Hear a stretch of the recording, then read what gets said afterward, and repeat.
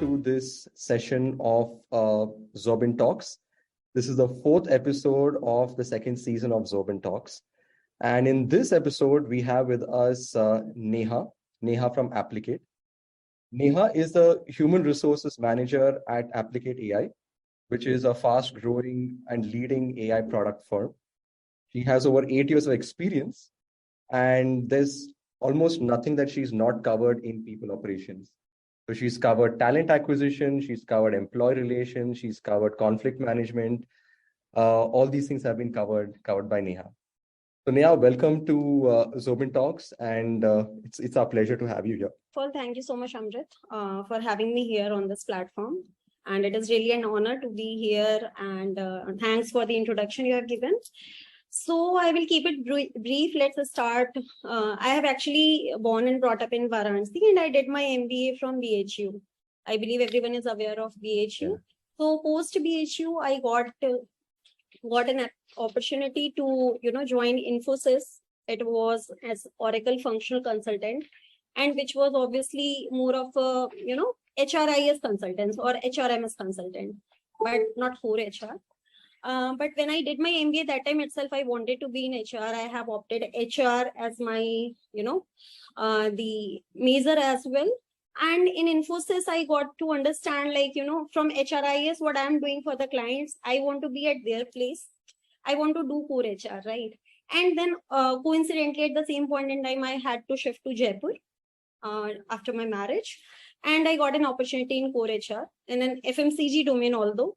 So yes, I have that experience also. I have, worked with blue collar employees for some time for their, things.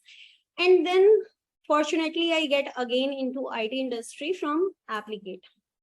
Okay. So in Applicate, being in a startup, I was the first HR in Applicate. There was no human resource department in Applicate before that. And obviously, I have learned a lot because obviously I was doing everything from scratch.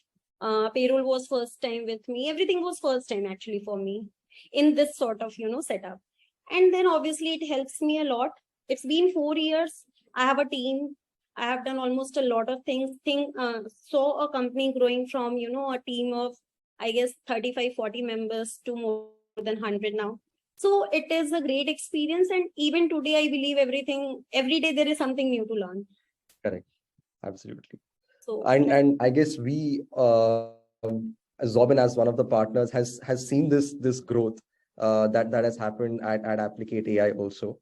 And that was one of the things that I wanted to touch base on.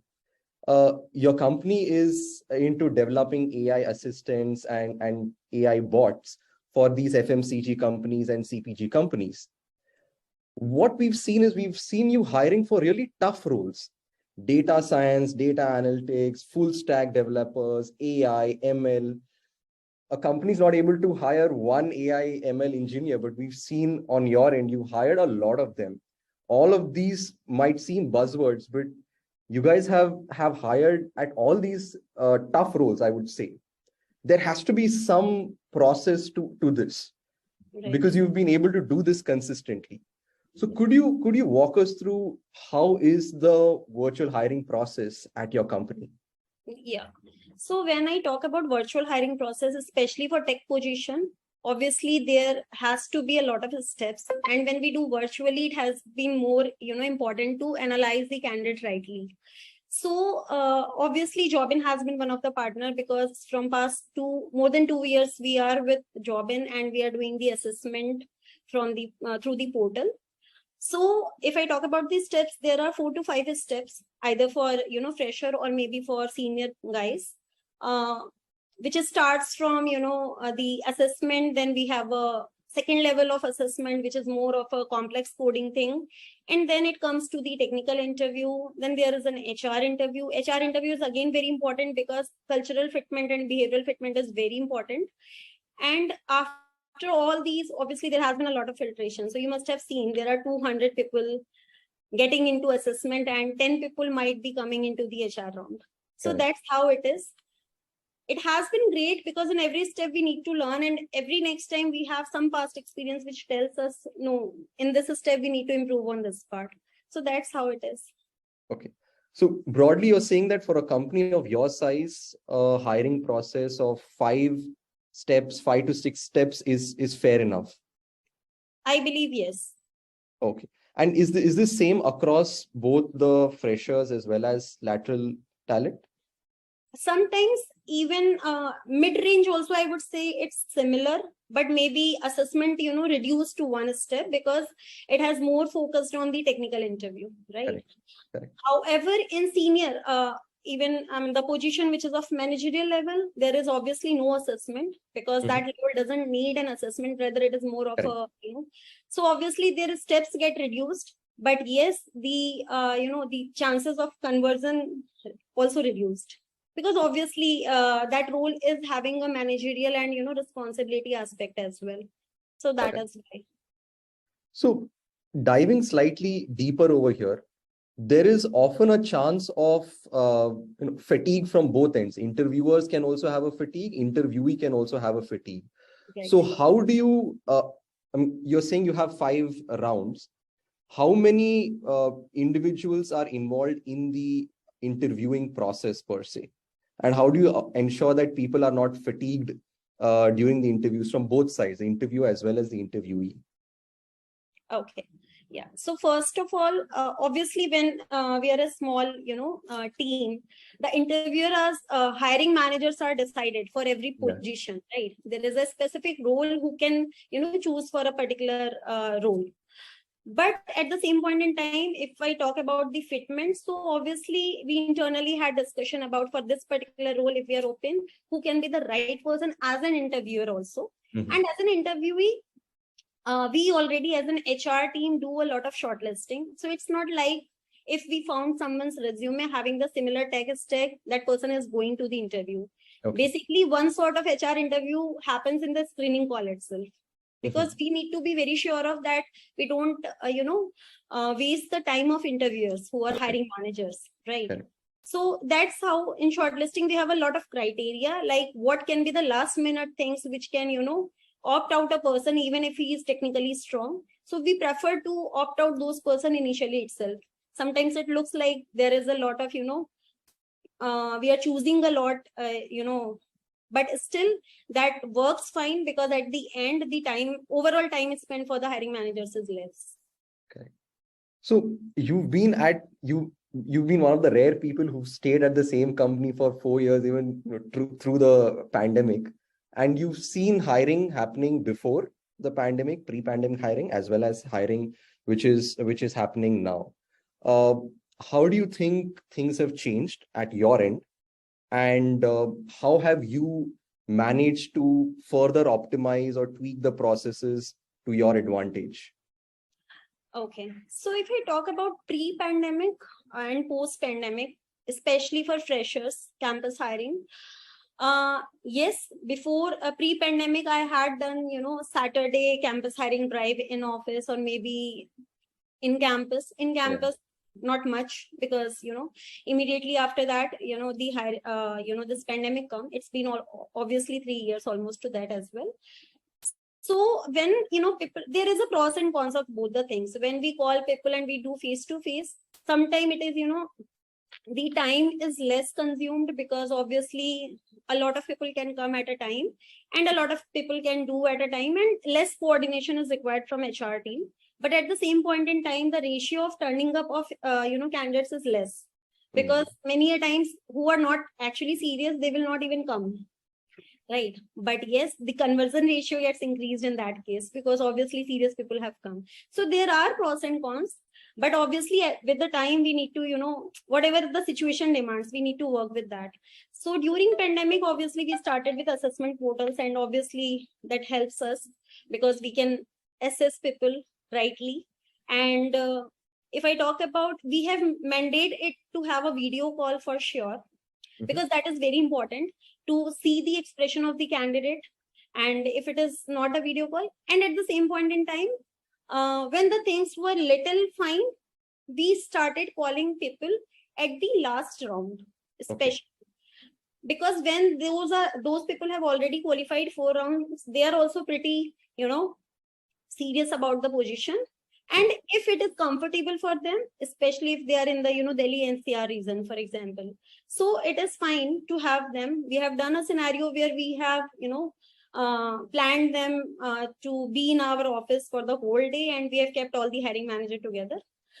Again, one more point I want to add over here about the hiring manager's availability. So obviously, when it is virtual, it is easy for us, because if one of our hiring manager is sitting in Bangalore or Pune, to have them at a place for a face-to-face interview was not possible. But that was the situation. That time people used to do face-to-face. But now people are used to doing, virtually. So even if the things are fine, everyone is comfortable doing that way. So yes.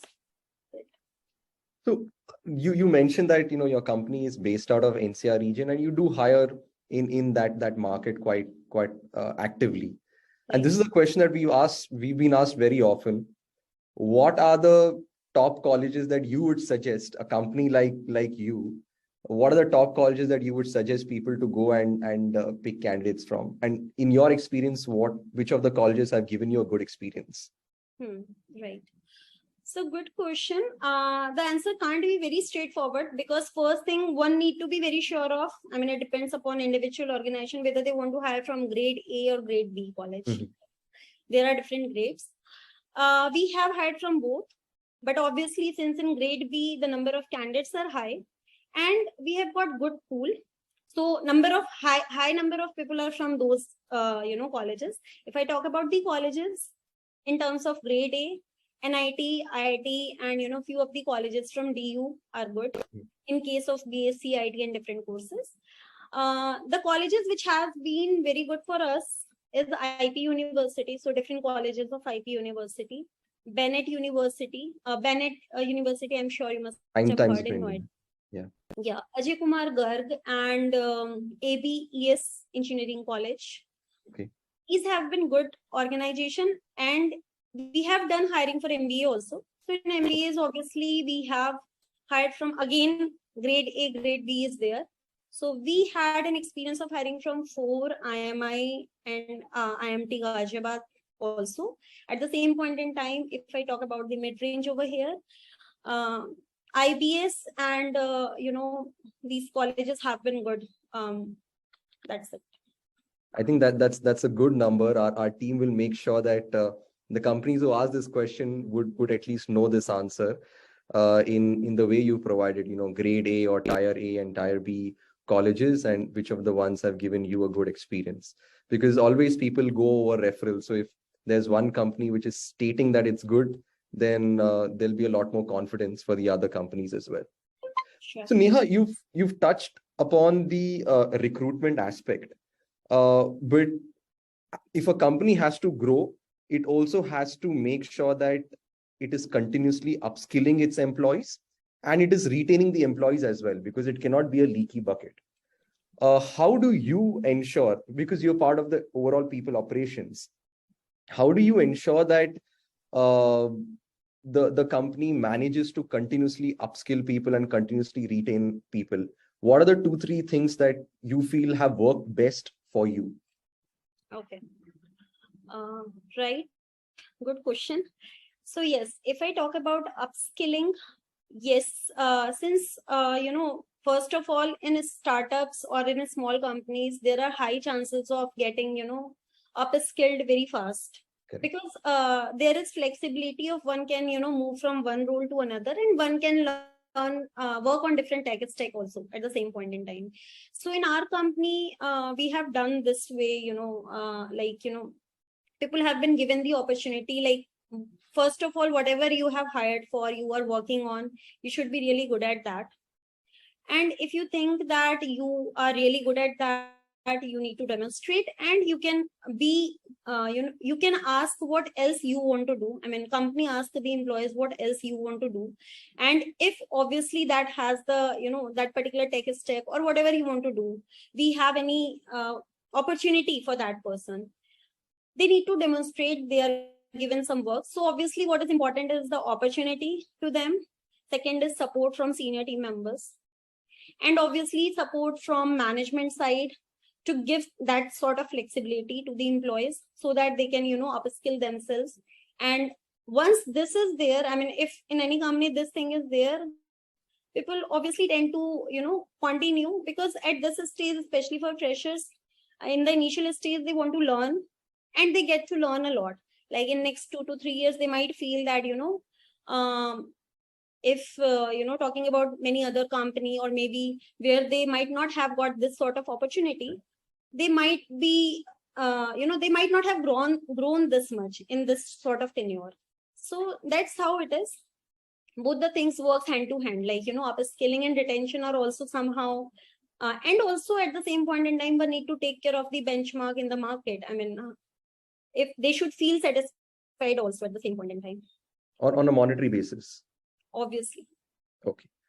So now diving into, what candidates want. You're very close to candidates because you speak to them on one end, and you also speak to your employees. What do you think and you understand their psyche. What do you think are the top 2-3 things that candidates prioritize today? Because both your employees as well as external candidates applying. For a 25-year-old person, what do you think are their priorities, and what should a company offer to them? Okay, so priorities, if I talk, especially in, last 1 year, the market has been very, deviating. Yeah. Candidates' priority has actually been, I mean, monetary priority is also there. But as a company, or as a, as per my experience, I believe candidate need, first of all, a transparent process itself. Because if they feel that process is transparent, they obviously feel the company culture is also transparent. So they need that. They need how much support, they are getting before interview itself, in terms of knowledge about the company. I mean, the minimum required information they should have about the company, so that they feel confident when they are in the interview process. And if I talk about the market, the priorities might have been different than what company thinks about, but we should go with what is, right, not what the market, because market is fluctuating. Correct. It may be very high at this point in time, it can get low at another point in time. But as a company, we should be consistent, and we should be more focused upon the right thing, right performance, right process. That's it. Right. That's the most difficult part, right? Being consistent when the markets are doing a lot of things. That's difficult. But for a company of your size, you grew from a startup, 30-35 members, to 100+ members today. And there's no brand which is established yet. You're still in a phase of building a brand. In this scenario, how do you attract candidates? How do you show them your culture? How do you even develop your culture inside the company? What are your thoughts on that, and how have you maneuvered that aspect? Yes, I can say, like, we are still growing, obviously, but at the same point in time, if product itself says about it, like, the client base, the names of brands of the client, that also matters a lot. Because if client is liking our product, then for sure there is something which is really very strong at the behind. And that's why we share with every candidate about our company product.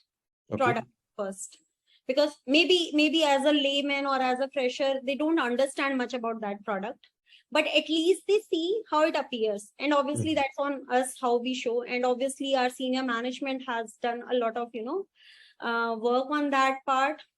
When we started it, even right now we can see, like, the product market space is really very strong. And when it is there, we can obviously ask the candidates to go through these details. And it's also how we show this to candidates. So obviously, if a company has a good product, the right thing is to show them in the right way to the candidates also. And I would not say every candidate understands this in that way, but if someone understands, that is the right candidate actually. So that's how it is. Okay. And you did mention that you, in some occasions, you do bring the candidate to your company to spend one day with you as part of the interview process, right? I mean, they do spend some time at the company with the employees. No, I haven't said this. Actually, that was pre-pandemic. I told that, the 1 day process within that 1 day process. Okay. It was a But 1 day. now you guys aren't doing that 1 day process anymore. Most of the process are on virtual basis, because that has been a norm, I would say, because most of the times candidates might not be in the same city. And if candidates are in the same city, hiring managers might not be in the same city. So if both the things are not there, there is no purpose calling.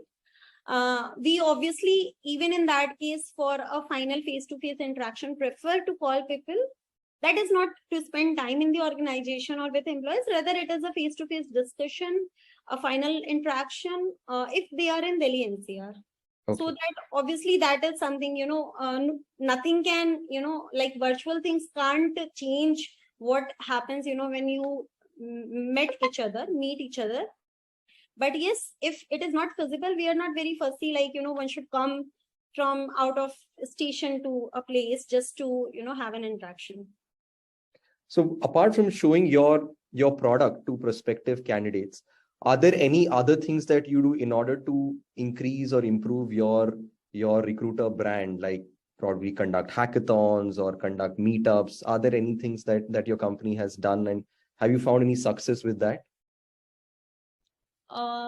If I talk about these aspects, frankly speaking, nothing much we have done yet.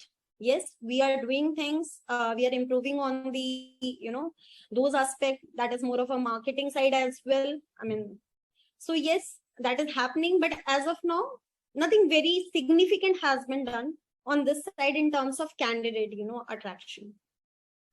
So now, if we had to understand, there are a lot of metrics, and large companies can track a lot of metrics. There are around 30-40 metrics just in terms of HR and talent acquisition, which large companies and HRIS softwares can track. But for a company like you, what are the key metrics that you track? Because a lot of them would be vanity metrics, but there might be 4 or 5 metrics that you think, these are the metrics that I will track and I will report this to my management. So for you, what are the metrics which you feel are the best indicators of the health of a company? Okay. Right. Okay. So first thing is, I believe the performance growth of the candidates, of the employees, because we have we perform frequently to the candidates. It's not like a annual, one-time performance and all that. So if we feel that, a person and overall company's performance is improving, that is a good sign. Obviously, that is there, because we are a very performance-oriented organization, and we always look at, that as a very important factor. And obviously, when performance is there, employees also get the growth as per the performance. So first thing is that.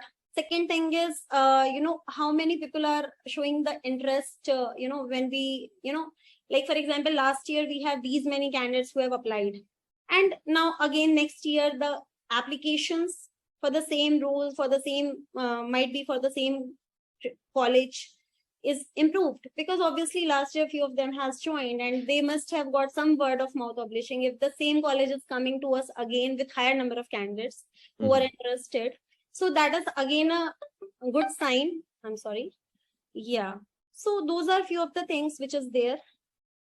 And apart from that, obviously on regular basis, there has been a lot of growth. So every time, from management, and also we got a lot of new initiatives they share with us, which makes employees satisfied. They feel, yes, management is thinking about, like, for example, you said about upskilling. So they get those opportunity over here, and people show interest in those kind of initiatives. So that's is again, I mean, if people show interest on any sort of initiative, that means they are really interested and they are, going in the good direction. Sure. So HR teams, sales team and marketing teams, development teams, they have their own tech stack, the tools that they like to use. But as a recruiter, always HR teams get lesser tools than they want. So what are the kind of tools that tools that you like to use, and how do you think a company of your size should set up their recruitment tech stack, if you could say that? So I believe we got the support required for recruitment. Okay. Like, obviously, if I talk about the tools, that is the assessment platform, then there is a sourcing platforms, then there is ATS, and we are using those things, right? Okay. Even we are a small organization, from first 2 to 3 years, we are using different, tools. Okay. So that support is there. And at the same, sorry, I missed your last, exact question.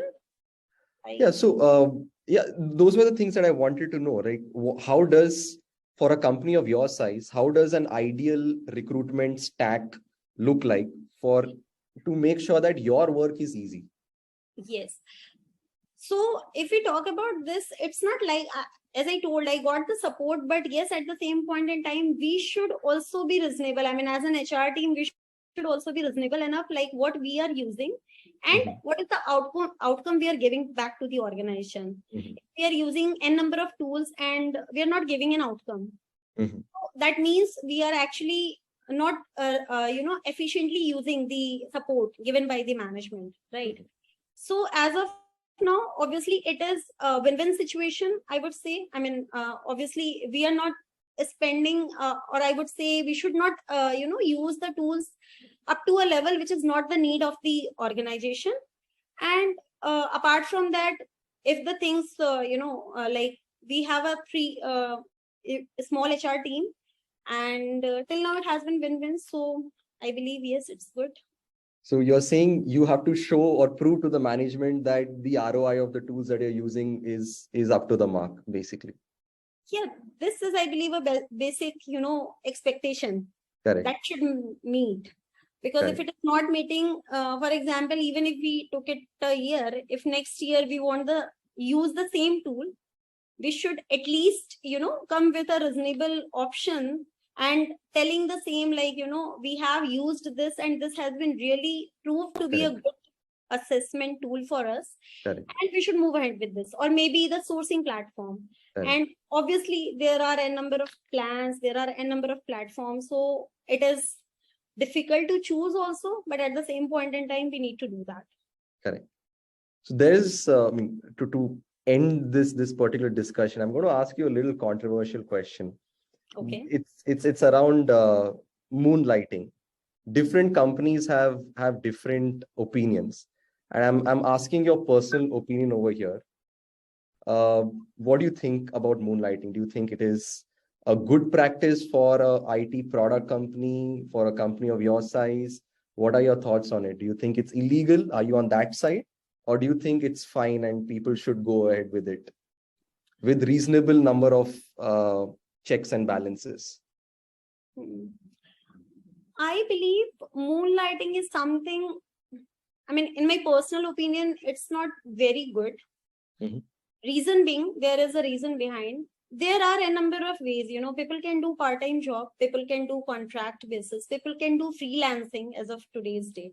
So if someone really wants to, because there is pros of moonlighting for a lot of employees, but if they really want to, explore different opportunities or explore different, things to learn even, or maybe financially, so they can move ahead with the options, which is obviously there. I mean, one can go with freelancing, even in a tech role, in a designing role, in an HR role, there is consultancies and a lot of things, right? Yeah.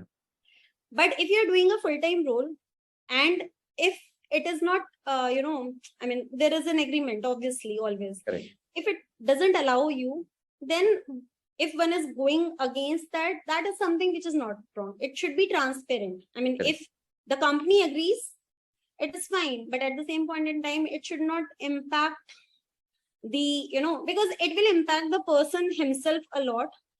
If he is doing two things together, many a times he can merge up, many a times he can be in a situation when he is not very sure of what to give the priority, what not to give, but he has his responsibility towards both the parties, right? So as for me, if one need to do it, there are right way of doing it. That has to be there. And if your company allows, that is fine. All right. I think that's a great way to put it. There are, I mean, as you said, there are multiple types of employment agreement, and one should choose the type of employment agreement that works best for them. Thank you, Neha. Thank you so much for your time. I think what we really take back from this is that you should have a very consistent hiring process, and if you have a consistent hiring process, that's when you get consistently good outcomes. You have to stick to the process. And it's also about comparing apples with apples. Candidates must know what they are coming up with. They must be given company knowledge before they come for an interview, and that is how you really set up the brand and set yourself up for success. It's always been great talking to you, and thank you so much for your time. Thank you so much, Amrit. Thanks, everyone. Yeah. Bye. Okay. Bye. Thank you, everyone, for joining in.